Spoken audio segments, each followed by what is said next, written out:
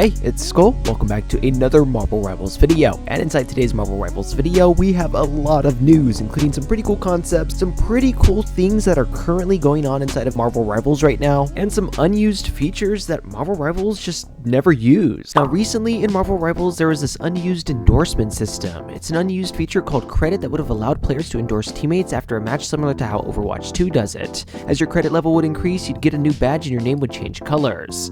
So you'd start with dishonorable, good to questionable, reliable, honorable, distinguished, and irreproachable. It seems like a pretty cool feature that Marvel Rivals never ended up doing, and what do you guys think? This was the old UI for Marvel Rivals when they were testing, and the head used to move as well, and honestly I'm kind of glad it doesn't, because it's a little uncanny, it's a little freaky. I don't really like that. Let me know what you guys think, and if you'd like to have your characters' heads move in Marvel Rivals. It does low-key kind of look like AI though, I'm not gonna lie. Day 3 of Marvel Rivals Ignite starts soon for Oceanic. 3 of Marvel Rivals Ignite for MEEA stage is starting very soon. We also had this post from the community basically talking about this part inside the map with the Iron Man skin and just quoting, "Maybe I shouldn't have told T'Challa that I'm paying for the suit." He just looks disappointed, looking like he has a bunch of bills, etc. Also, we should totally get this skin for Iron Man. This skin would be fire. Someone made a Storm with Zenitsu's cosplay, which was pretty cool to see.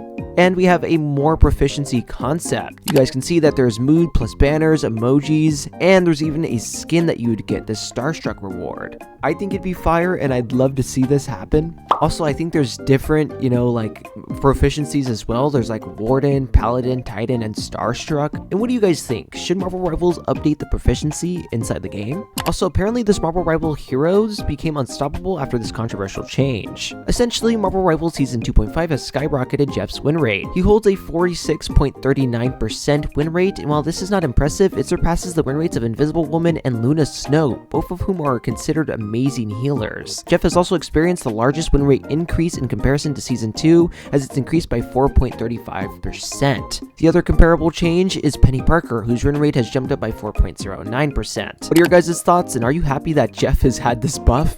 Also, apparently the Marvel Rivals player count keeps declining despite new content. The player count of Marvel Rivals in 2025, according to Steam charts, peaked at 642,333 players in early 2025. Ever since then, the player count has been dropping with a few spikes every month or so. The game hasn't had more than 200,000 concurrent players on Steam for almost 2 months, which could be a significant issue. As you guys can see, this is how it's been in the most recent days, and in past months, you guys can kind of see the downtrend. It is kind of crazy, but Marvel Rival player count seems to be in the negative right now. And of course, what are your guys' thoughts? The bar graph, you can even see it a lot more. We see the difference, the blue bars being average players and the red bars being peak players, and you can see that it's kind of steadied out recently. Only very recently, and below 200,000. To end on a better note though, we did have this duelist Quicksilver concept. His difficulty would be pretty difficult, but he'd have lightning fast reflexes and unmatched speed, better known as Quicksilver Blitz, across the battlefield before enemies can blink. Blur Silver and Attitude erases circles around danger,